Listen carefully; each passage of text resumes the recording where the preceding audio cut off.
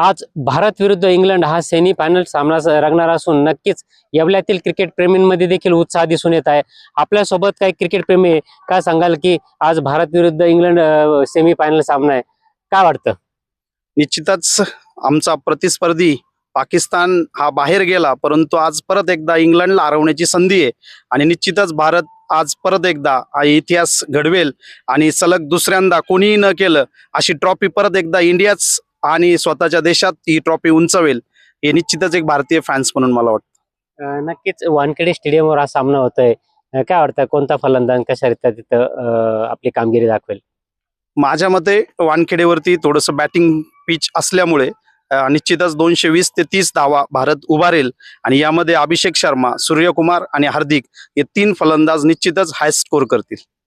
आपल्यासोबत अजूनही काही क्रिकेट प्रेमी काय सांगाल की कोणता फलंदाज अथवा गोलंदाज असो कशा प्रकारे कामगिरी करेल भारताचं?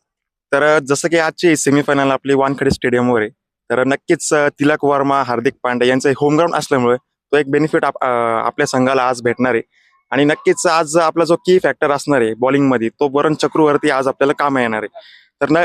तर नक्कीच ह्या वेळेस आपण हिस्ट्री परत रिपीट करू आणि आपला कप डिफीट करू अशी अपेक्षा आहे टीम इंडियाकडून। धन्यवाद। नक्कीच सेमी फायनल मध्ये भारत हा इंग्लंडला पराभूत करून फायनल मध्ये प्रवेश करेल असा विश्वास येवल्यातील क्रिकेट प्रेमींनी व्यक्त केला आहे। नरेंद्र बटाव, जय महाराष्ट्र न्यूज, येवला, नाशिक।